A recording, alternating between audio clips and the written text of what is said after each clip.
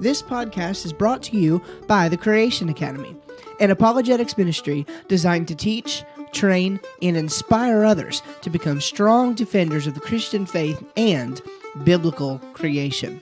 Launching early 2019, the Academy offers video and audio training with downloadable course workbooks, expert interviews, and exclusive Q&A sessions with leading creation scientists and apologists, quarterly ebooks covering a wide variety of subject matter, and even a private Facebook community where you'll fellowship and interact with a like-minded community of believers. If you want to be notified when the Academy goes live and even help us design the experience from the ground up, head on over to www.jointca.co today and sign up for the waitlist. You'll get early access to the Facebook group for free as a thank you for joining.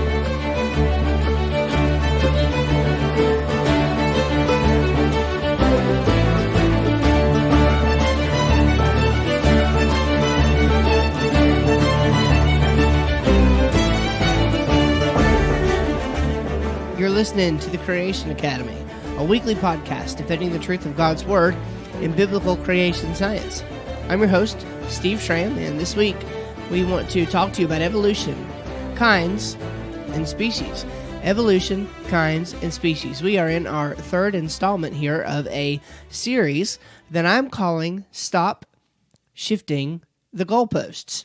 And what this is really about is having more productive conversations on matters of disagreement between creationists, evolutionists, and even those who subscribe to longer age views that are other Christians.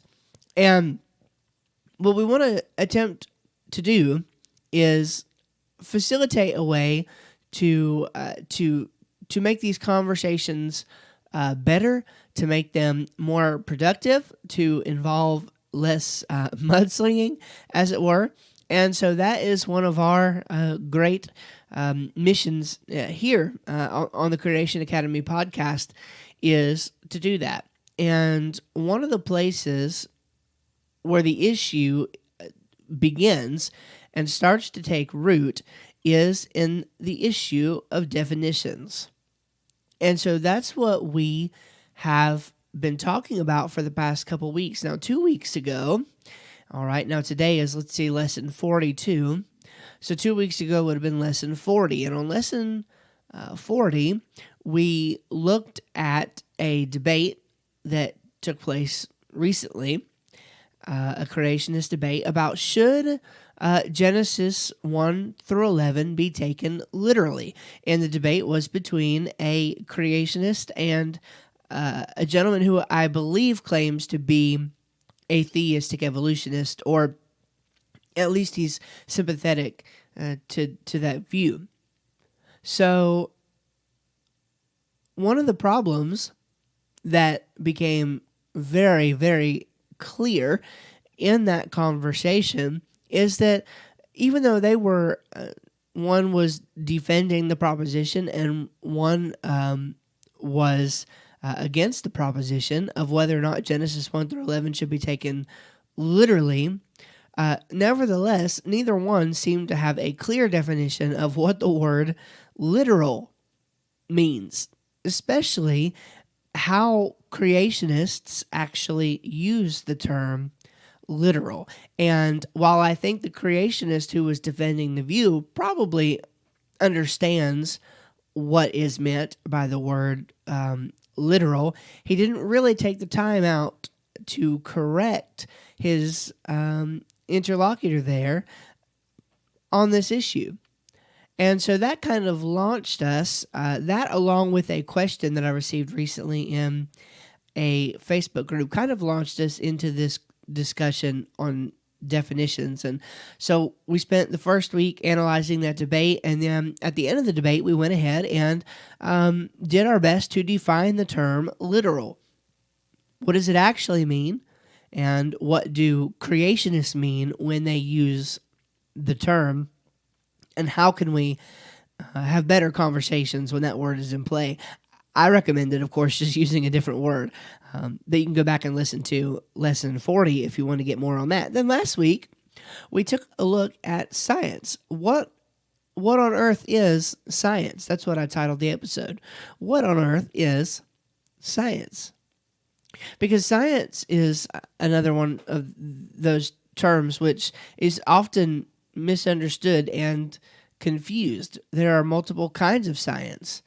There are many philosophical biases that are imported into the definition of science when used by all parties. And if we don't get clear first on what those philosophical biases and assumptions are, then we're not going to have a very productive conversation, right? Because we're going to be talking past each other.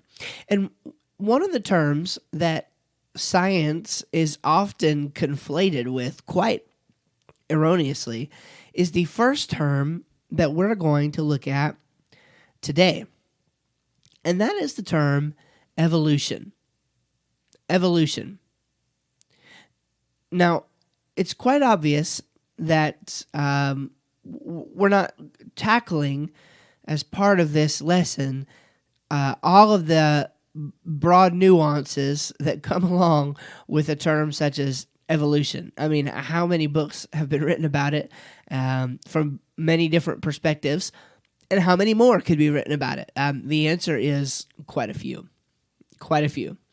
So we certainly can't peruse the depths of all of that. So neither could we peruse the depths of what encompasses the word kind and the word species. But nevertheless, these three are related concepts that we'd like to go ahead and try to define for you here today, to where at least we can approach these subjects in our conversations a little bit better.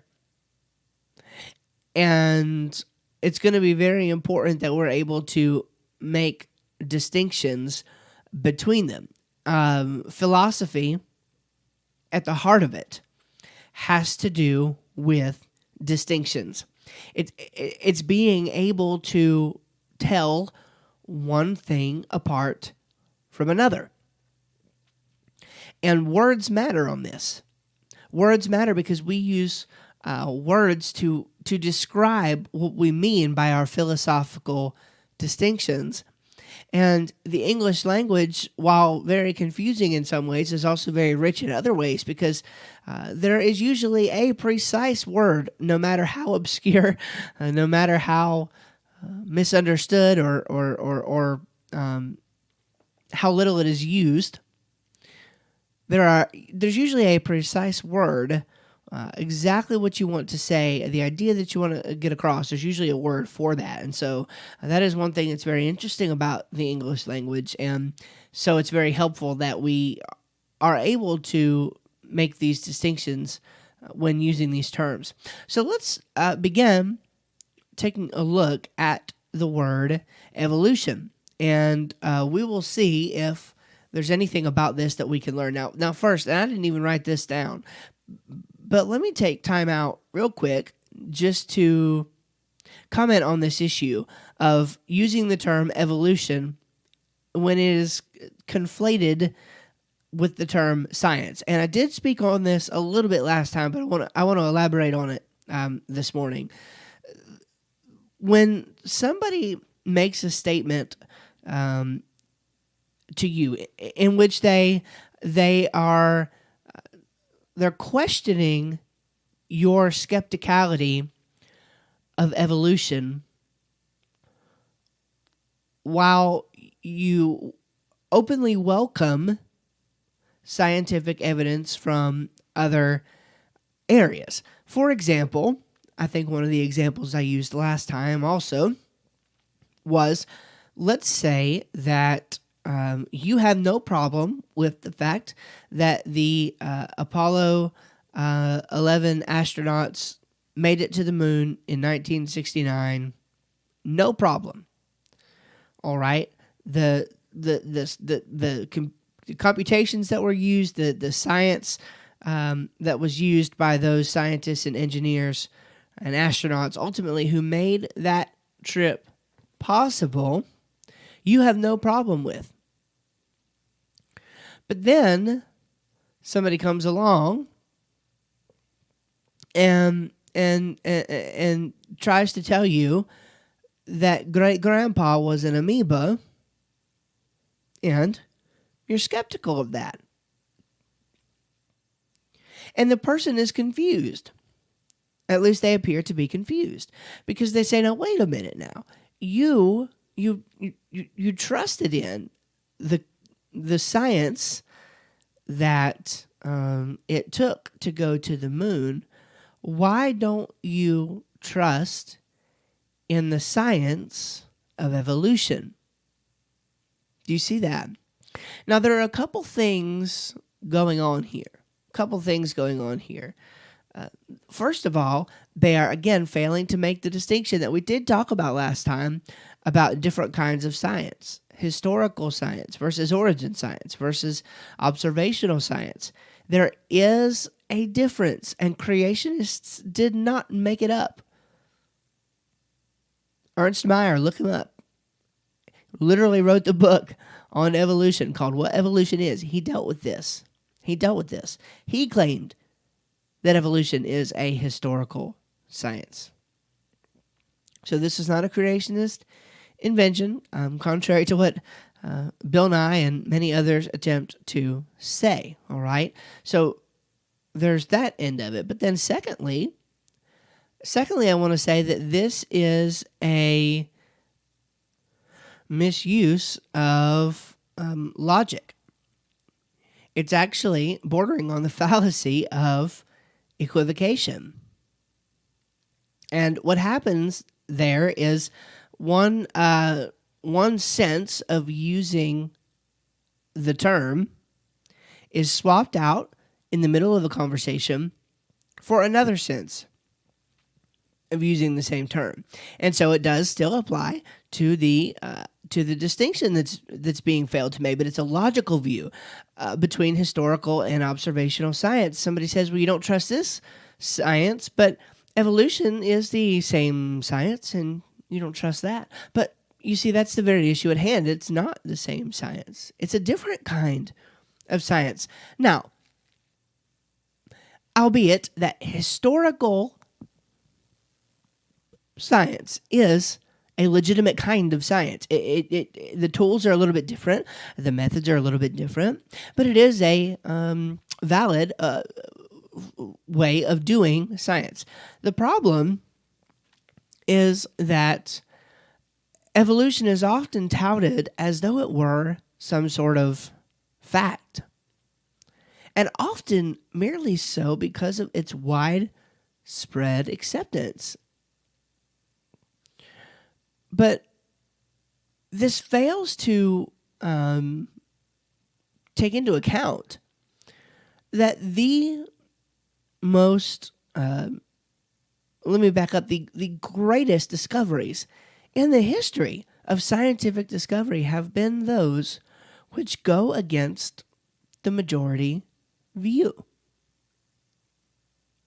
And so I can't help but wonder, have you ever thought about this? How much longer that evolution will be? I mean, it seems never ending at this point. But something could be around the corner weeks or months, maybe even days from now, which completely turn the paradigm over on its head. Now, I don't think that's going to happen. And of course, I know that if it's some kind of naturalistic paradigm that's thought of, that it's probably not going to favor Christianity very well. However, this is not necessarily the case. Let me explain what I mean. Obviously, I do not subscribe to the Big Bang. However, it is true that many scientists actually rejected the Big Bang whenever it began to be postulated on the very basis that it would provide a mechanism by which Genesis 1:1 could be true. Because prior to that time, of course, much thought was given to the eternal universe idea. As a matter of fact, it's really the main it was the main scientific view. And So it's important to realize that even though we don't care for the Big Bang, the model most widely accepted by mainstream scientists today actually has led many to conclude that Christianity is true, or at least has started people along that path. So I don't think we should discount that even if it doesn't look exactly like the Bible. Now, don't get me wrong here. I very adamantly push that we need to be biblically right about our way of thinking about things, especially as it relates to our study of the natural world, of God's world. I think we need to be right about that.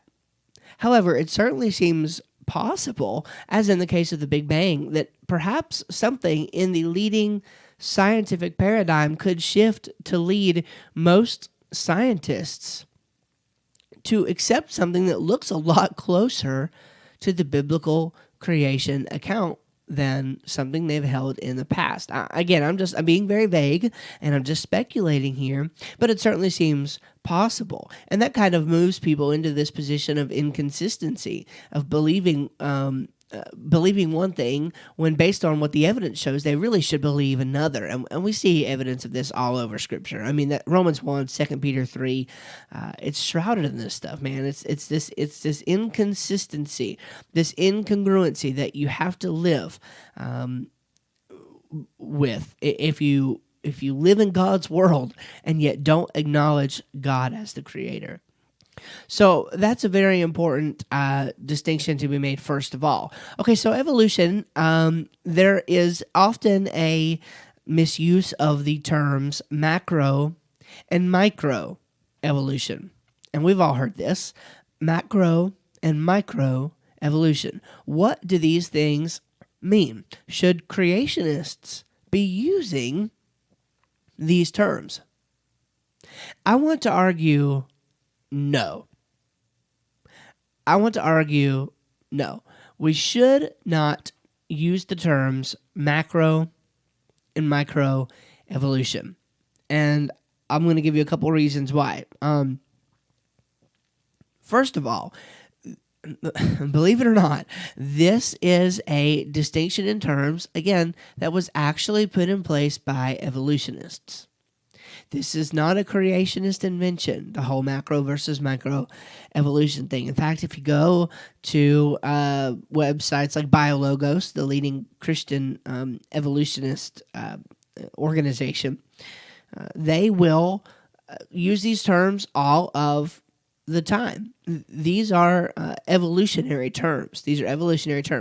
And we have to be careful just dismissing this as saying, oh, well, it's just semantics. Because this is the language they use, we need to get on their level, so to speak, and start speaking their language. This is not true. Don't fall for that. We don't need to start speaking their language. We need to hold them accountable to a standard of language that makes sense of what is actually observed in the world. Now, if you're going to use macro and micro evolution according to their definition, all right, I'm okay with that. But it's an extra step of clarification in the conversation, okay? You have to back up a minute and say, now, wait a minute now. I don't use macro and micro evolution. I don't use those terms, and here is why. And you give them your reasons why. And if they accept your reasoning for that, then you can go forward. As long as everybody understands what is meant by the terms. And here's what often happens. They would like to see us use the term microevolution when we mean, and there's a few words I could use here that work, speciation, adaptation. These are two words. Interbaraminic diversification, if we want to get really, really technical, all right? So what, of course, we mean by this is, and I'm careful, variation, there's another word. I'm careful even to use the word speciation because in a way it kind of plays into their language system, even though we all know what that means. But the reason they make this this distinction between macro and microevolution is because they later want to argue that once you get up to the family level, then what you actually see is macroevolution. In other words, they want to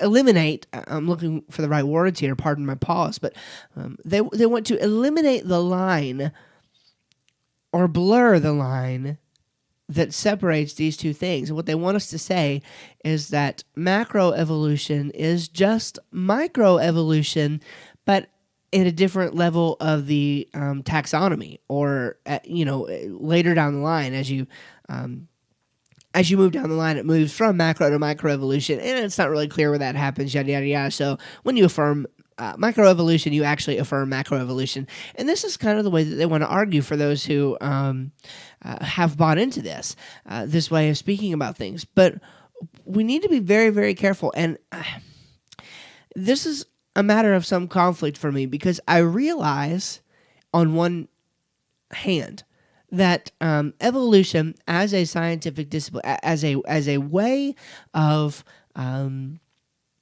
conducting helpful research when it comes to biology, right? Evolution is a framework, is a way of doing that, and it's a pretty successful way. I hate to be so ground level on this, but I think you can relate to it. I mean, if I pull an assorted box of noodles, you know what I'm saying, out of the cabinet, and I wanted to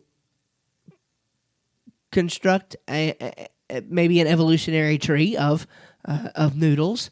All right, there are multiple ways maybe that I could do it. I could classify them based on how many ridges they have. I could put them from the order of the least complex to the most complex. I could put them in order of the smallest to the largest. There are many ways. Maybe I could do it in shape. I could do it from the most basic shape to the most complex looking shape. There are multiple ways in which I could classify them. Of course, I could also classify them, again, we're talking about an assorted box of noodles, I could also classify them by what kind, I'm throwing out a little bit of a word there that we're going to talk about in a minute, I could also classify them by what kind of noodle they appear to be. So there are multiple ways it's a very simple illustration, I understand that, but yet the illustration still holds. Because there are multiple ways of classifying and categorizing species. Look at this is not reserved. I mean, within the evolutionary paradigm, over the years, there have been different systems of classification. So, don't be led to think that the only way that one can look at these sorts of things is through the lens of Darwinian evolution in the taxonomic classification as it is today, also known as cladistics. This is not something that we're forced to subscribe to if we're going to explain what we see in the world. Now, the reason that I wanted to get off on that is because in one sense, I realized how productive of a framework that biological evolution can be. On the other hand, I don't want us to forget the fact that we believe in a world where evolution, in the sense of the term that they mean, it did not happen. It did not happen. And this is where it might get a little fringe, but in a strict way of looking at it, it does not happen. It does not happen. And again, I realize that many would think this is just semantics, but I think there's some value in making a distinction between what we see in speciation or variation or adaptation, and there between that and the word evolution, because evolution kind of implies, doesn't it, this upward change. Almost implicitly, we bring in this idea of an organism being molded into or perfected into some kind of better version of that organism. And by the way, this is getting into, this is not new as far as, science is concerned. This is getting into Platonic objects. There's a big philosophical backdrop actually behind all of this that many aren't even aware about. We were talking about this kind of stuff years ago, all right? Centuries and millennia ago. So it's nothing new, but we have to be careful not to buy into their definition when using these terms. And the fact is that there is just a huge differentiation to be made when we say that an organism has adapted to its environment, or there has been variation within the kind of species that we, or the kind, I should say, that we see. There is a difference between saying that and saying that this organism has evolved. Because what we understand is that even if an organism has a mutation to occur that ends up being beneficial. Now, this is one of the big arguments on their side. They say, well, if a mutation is beneficial, then natural selection, treated this organism favorably, and it's going to move up, and so it's becoming a more perfect version of whatever sort of thing that it is, whatever species, whatever, on down the line. And the fact is that beneficial genetic mutations say no such thing about an organism. And why is that? Well, it's for multiple reasons, but the one that I want to bring out to you here ultimately is that if you were to change the environment slightly, for instance, that the organism found itself in, the mutation might not even be beneficial. It might actually be harmful to the organism. We need to be careful. There are some creationists who take the route of saying that there just are no beneficial mutations. Beneficial mutations don't exist. Well, that's, I think, disingenuous, because I don't think it's true. I think you can have beneficial mutations take place within populations of organisms. Nevertheless, they're still mutations. They are not the product of something becoming a better version. Rather, the product in a strict sense of it becoming worse.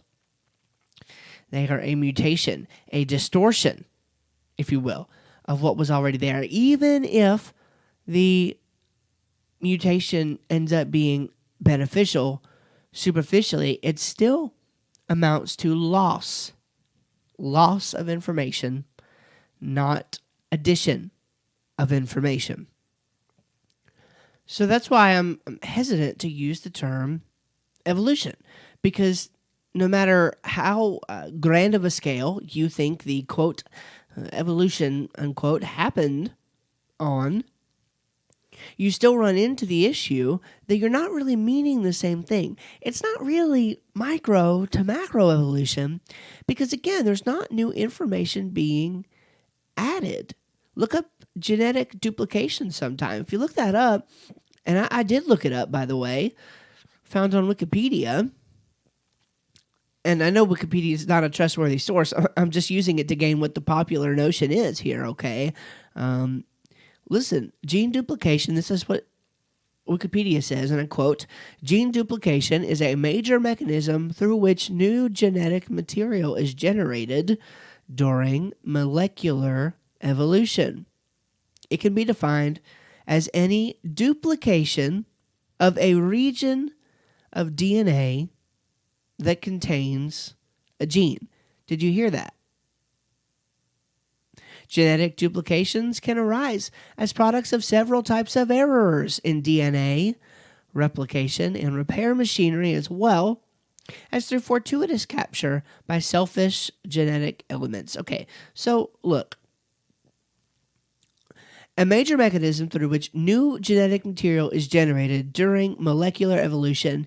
It could be defined, now here's how it is defined, as any duplication of a region of DNA that contains a gene. Let me ask you a question. If I write the words, "Hi, my name is Steve," on a piece of paper, and below that I write the words, "Hi, my name is Steve," on a piece of paper. Same punctuation, identical. I mean, absolutely identical. Let me ask you a question. Does that constitute new information? Can you learn anything new after the second line has been added? Well, of course not. It's not new information. It's just duplication of the same information. Now, yes. Now hang on here. Don't lose me.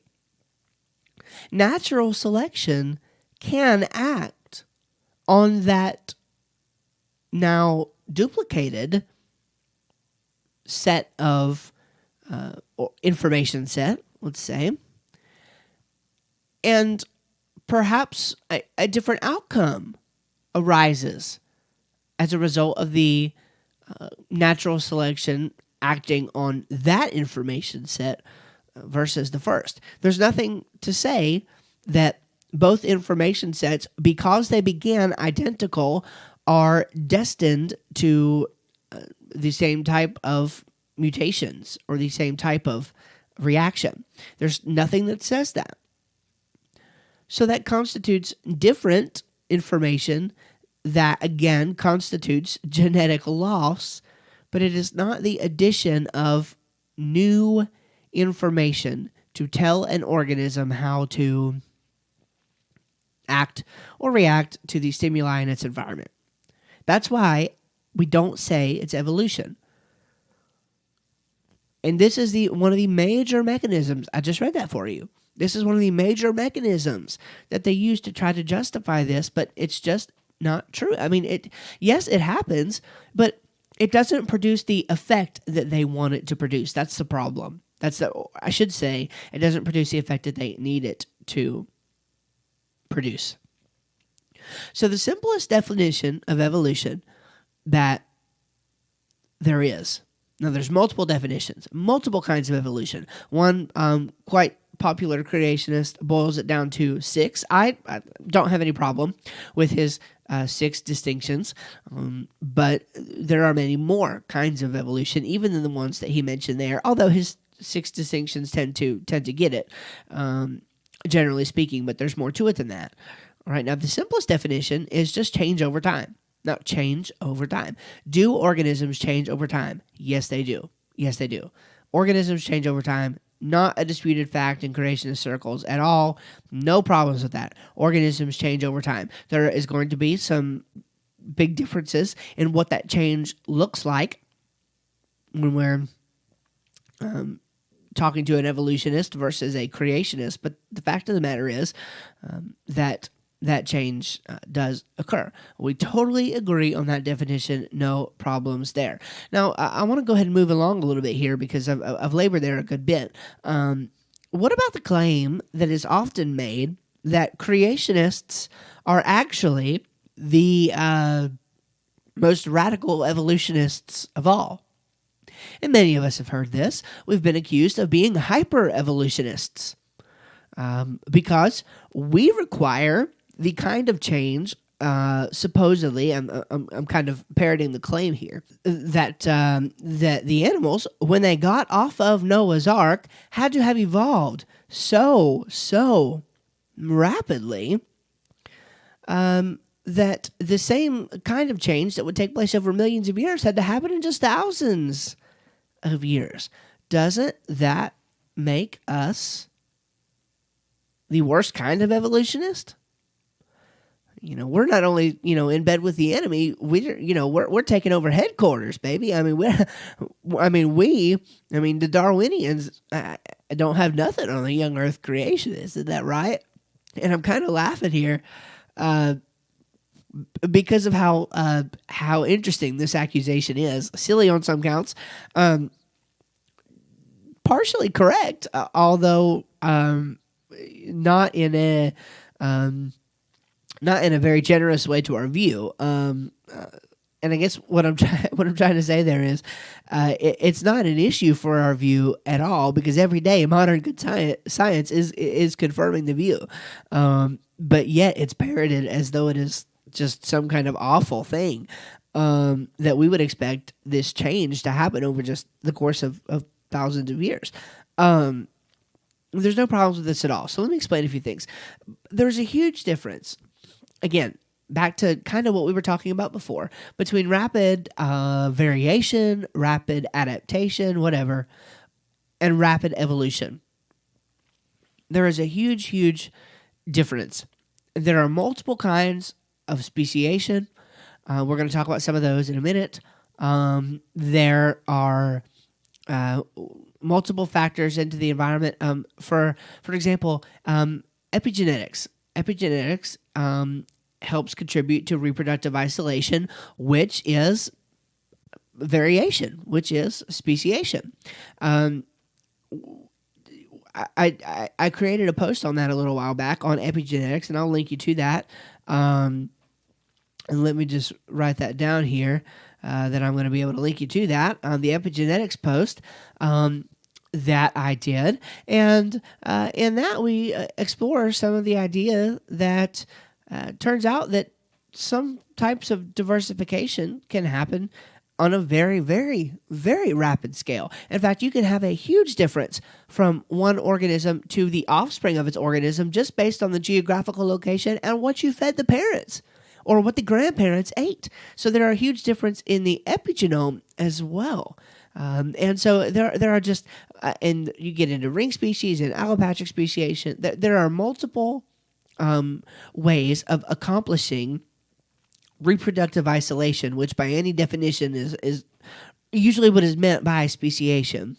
There are many ways of this phenomenon eventually taking place in a population of organisms that can happen quite rapidly. And new research is coming out all the time that is confirming how rapid this speciation and variation is happening.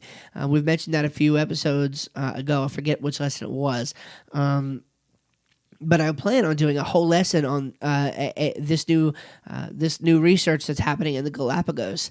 And just to kind of give you a little teaser, I mean, it appears that Darwin's finches, the very finches of the Galapagos, which kind of began this whole hoopla from a scientific perspective, could be the very thing which help us to disprove the theory, or which give us the best ground, I guess we should say, to stand on in modern terms for a creationist view of speciation and variation.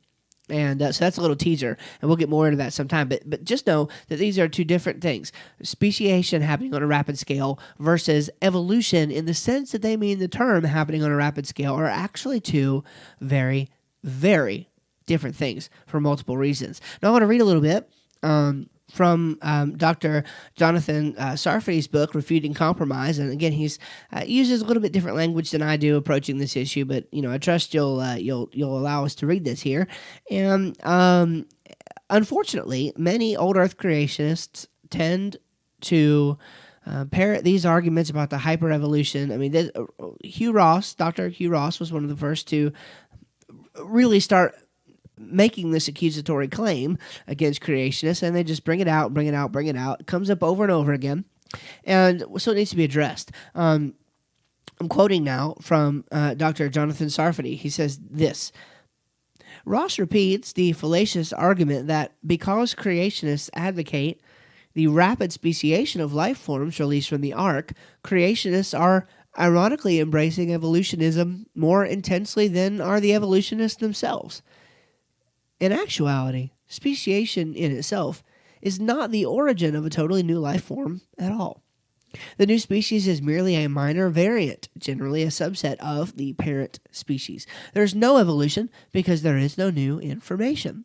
More informed evolutionists themselves acknowledge that the origin of a new species is simply an ecological adaptation of a life form that exhibits the same or lower grade of complexity, i.e. information content, as the parent species. That's directly from molecular chemist, Dr. Jonathan Sarfati. So, even evolutionists themselves realize that we're not talking about evolution the same way when we talk about evolution or when we talk about speciation and adaptation. Now, they're going to keep using the term, but again, I think we should stop because of reasons like this. It's two different things. It's not advocating for some quicker version of molecules to man evolution. It's a completely different way of looking at things. So for more on this particular topic, one of the angles that we looked at this from was in lesson number 16. And we titled that lesson, Is Evolution Just a Theory? Is Evolution Just a Theory?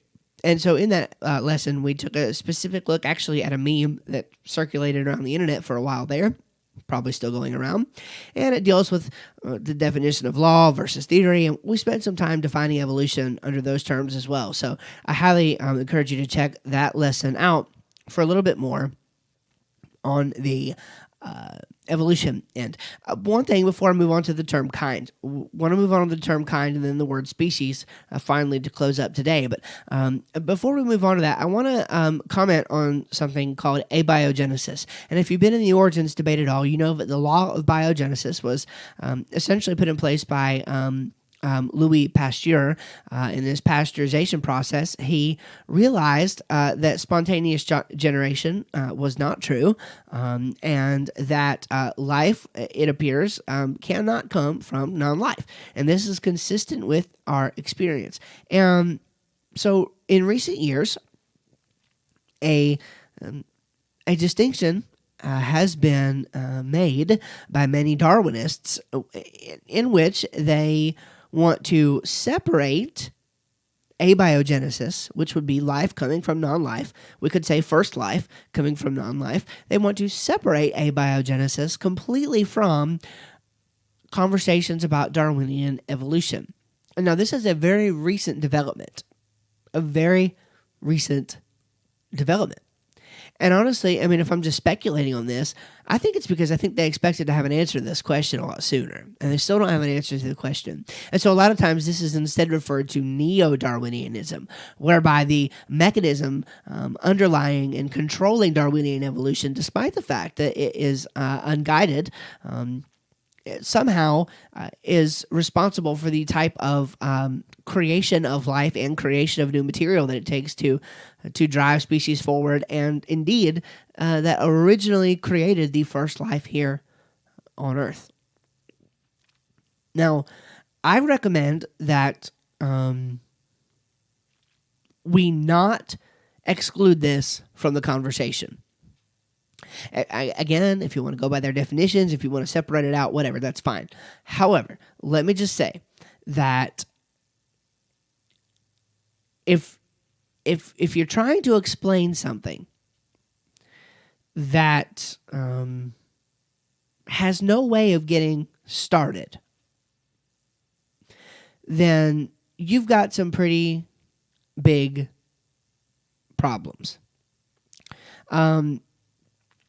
I think that evolution is very philosophically driven, and I'm kind of borrowing this language a little bit from Greg Kokel, who's made this kind of statement before, and I've got a quote somewhere on it, but I didn't think to write it down.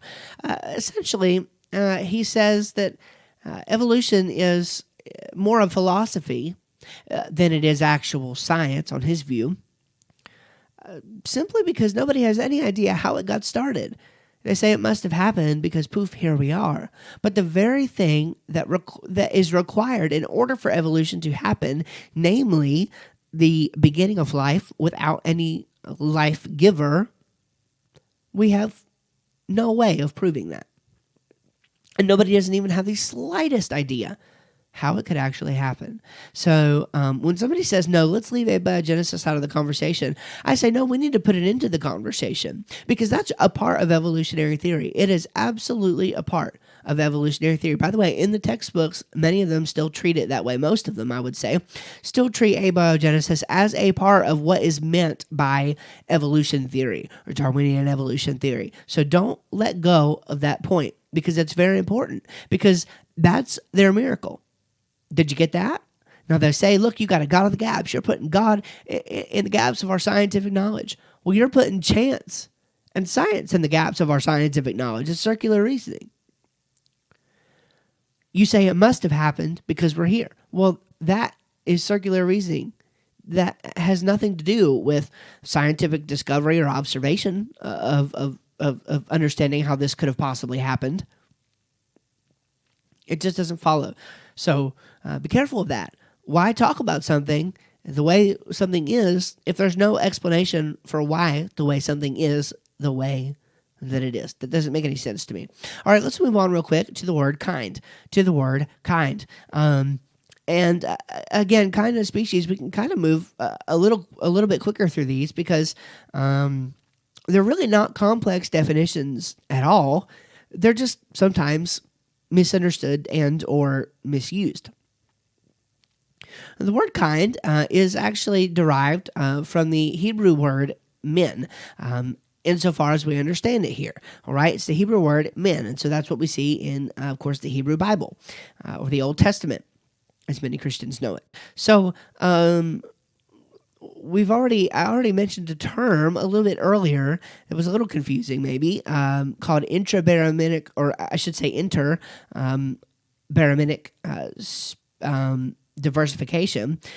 And that's essentially the word baramin in there is from the words created and kind. We're going to talk about that in just a moment. Let me read to you Genesis 1:24.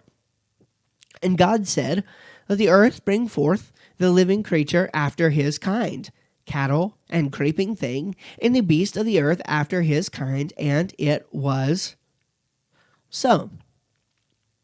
So generally then, a kind is, whatever can bring forth, all right? If something can bring forth with another type of organism, then it seems, biblically speaking, that it falls to within the same kind.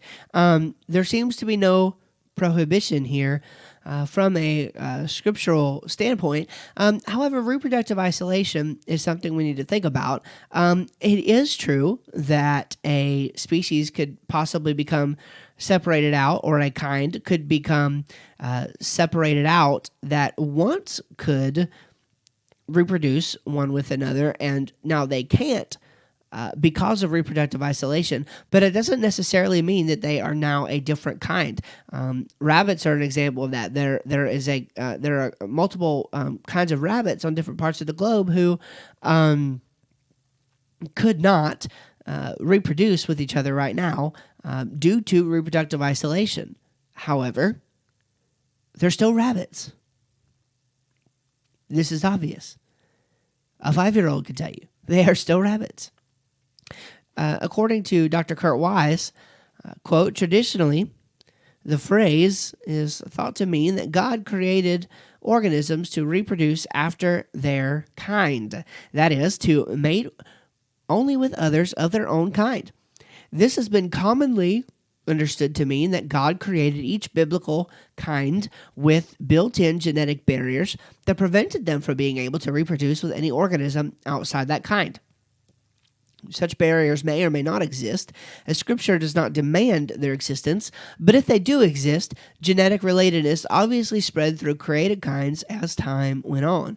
It would follow, then, that organisms that can successfully interbreed should be of the same created kind, and even if uncrossable genetic barriers do not exist, even if kinds are less formally defined, it is still likely that successful crosses indicate which organisms are of the same kind. Now, this term goes a little bit broader than speciation because Wise again says that animals classified in different species are known to interbreed successfully as well. Dogs, for example, can interbreed successfully with wolves. And this means that the biblical kind is a broader term than the species of modern classification.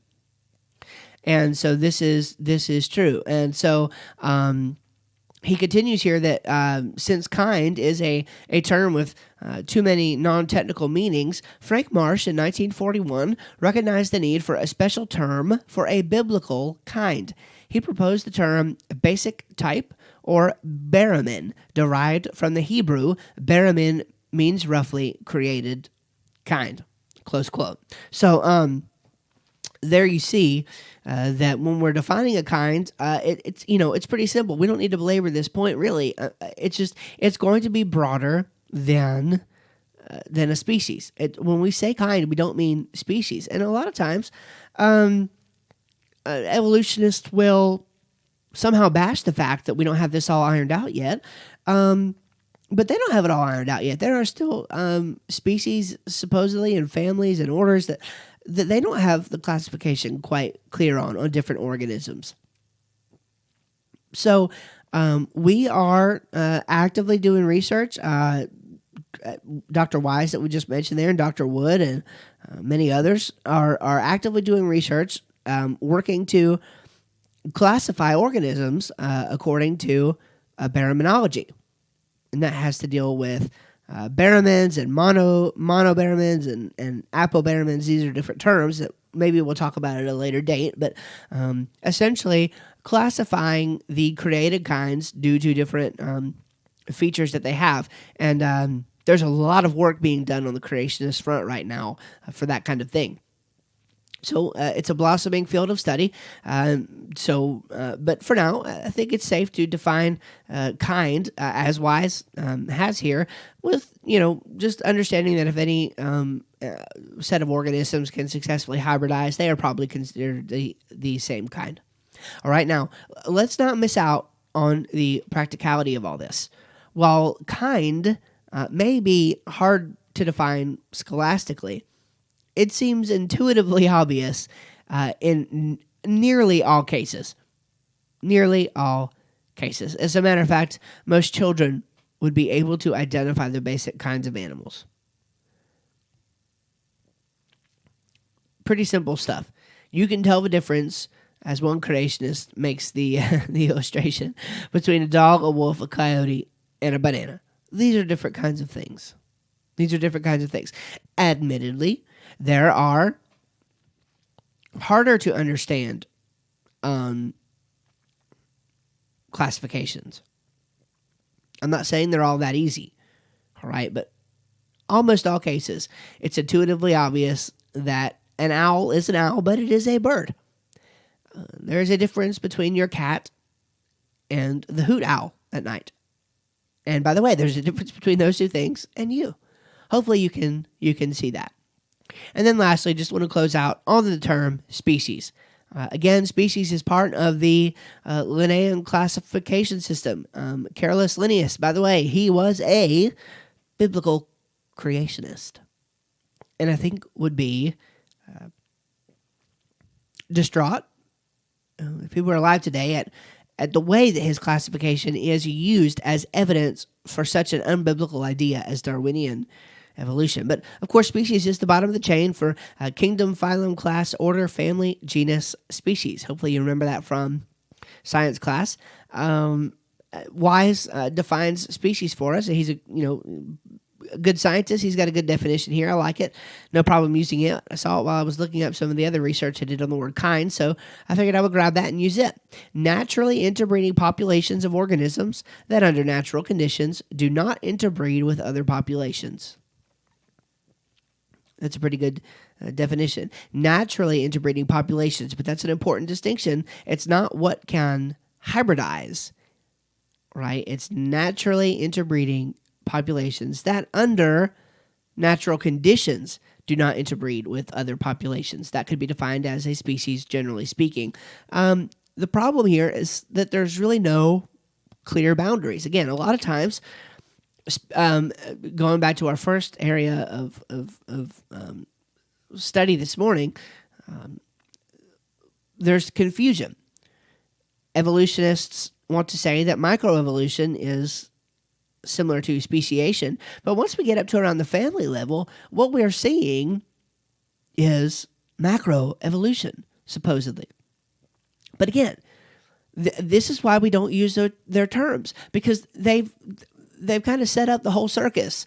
They're using their own classification system and arbitrarily defining terms and defining things the way they want to.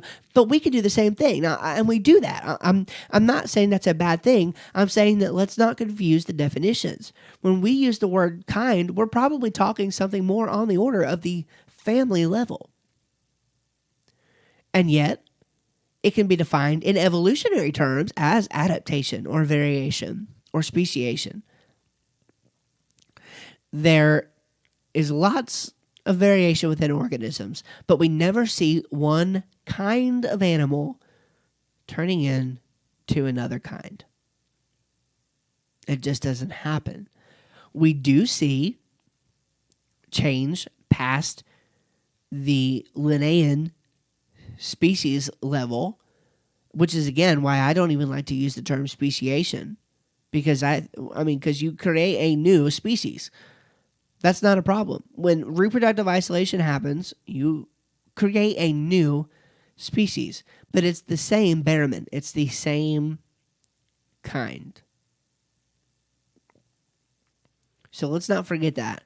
Let's be sure to clarify these terms in our conversations and get clear. That's all we're asking, is for everybody to get clear from the outset on what is meant by these otherwise confusing terms.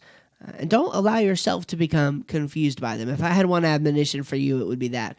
These things are pretty easy to understand. Get a few good books on the subject, and you'll be on your way to really getting a good grasp on this. All right, let's pray. Dear Heavenly Father, we want to say thank you for your goodness today. We want to say thank you for giving us your word, giving us your world, giving us your son, your creation to study and to magnify it. Father, thank you for giving me the passion to do this and the ability to be able to share with others what I've learned, the little that I've learned, and thank you for the ability and the capacity to be able to learn even more. Now, Father, I pray you'd be with us this next week, be with all of my listeners. I'm sure they have many personal needs, many probably going through tragedy in their life. Maybe some are on the mountain right now, having the best time of their life. Father, I pray wherever their situations are, that you would guide them, lead me, guide me and my family, and in all the different areas of life that we're involved in. I pray now, Father, that you would receive the glory and honor for everything that we do and everything that we accomplish in this ministry. And in Jesus' name we pray. Amen. Well, I want to thank you again for joining me this week on the Creation Academy. Hey, would you do me a favor and just go to iTunes or Google Play, wherever you are, leave this podcast a review. Leave us a review. We are on Google Play now, on the Google Play Store. And so if you have an Android phone, maybe you've been listening on the website. If you have an Android phone now, you can go there and download the Creation Academy from the Play Store. And we highly suggest that you do that. Leave us a review so that more people can see the podcast. That helps. I'm not just wanting personal accolades. That's not it at all. When you put reviews out there, it helps other people to see it. They actually move it's part of the algorithm. They actually move your podcast up in the search results in those directories. So that would be a very, very helpful thing for you to do for us in our ministry. Until then, we will see you next week. And hey, don't forget to go to jointca.co, jointca.co to sign up for the Creation Academy today. Remember, it is launching early next year, and we're excited about it. Great things are happening, working on it every day, and looking to make an awesome product for you guys. All right, thanks so much. God bless. Have a good one. Bye-bye.